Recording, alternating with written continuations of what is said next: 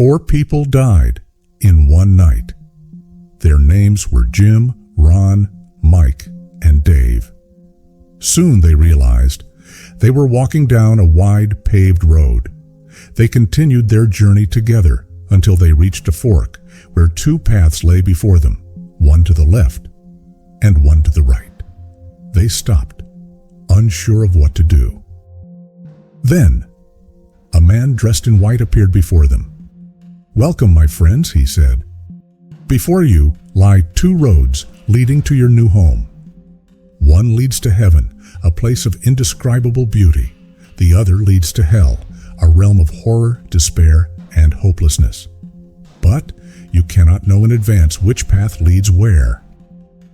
You must choose on your own. However, remember this: until you reach the gates of heaven or hell, you may return and choose a different path. But once you enter hell, there will be no way back.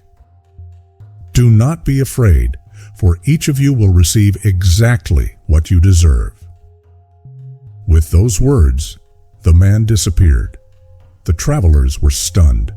Since when was the road to heaven or hell chosen at random?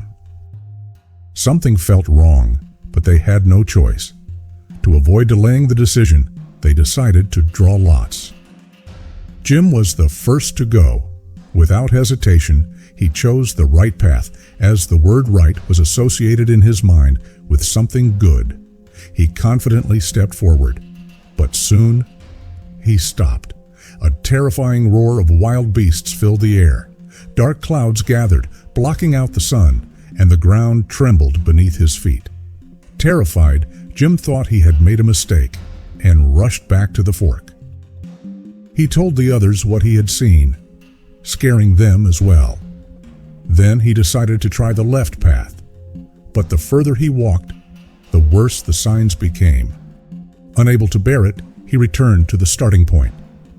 Once again, the 4 travelers were now confused. Neither road seemed like the way to heaven. Then Ron spoke firmly. "I'm going right, and I won't turn back. Whatever happens, happens." With that, he stepped onto the right path.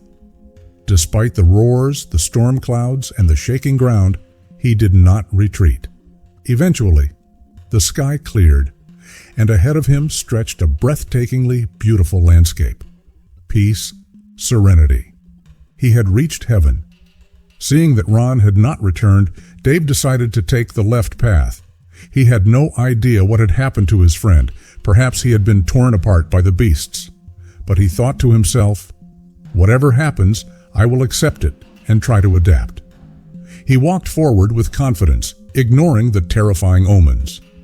Soon, he found himself in a dark and cold valley, unfit for living. The people there huddled in miserable huts, constantly living in fear.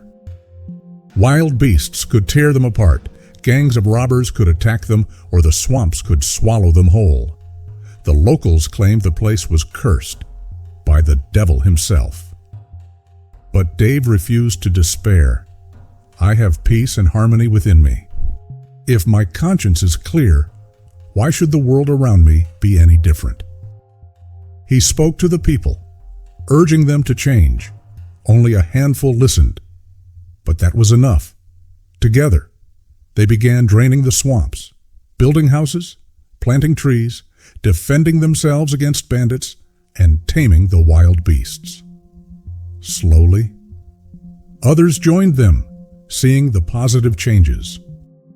Over time, the town flourished, and peace and beauty reigned.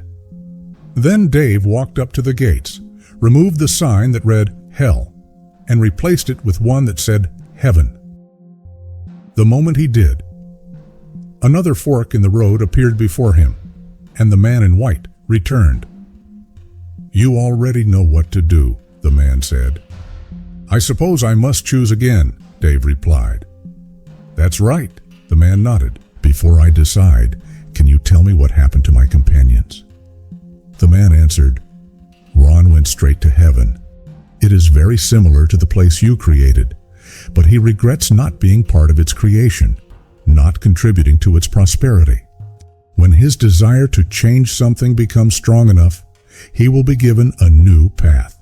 Most likely, he will have the opportunity to turn hell into heaven, just as you did. And what about Jim and Mike?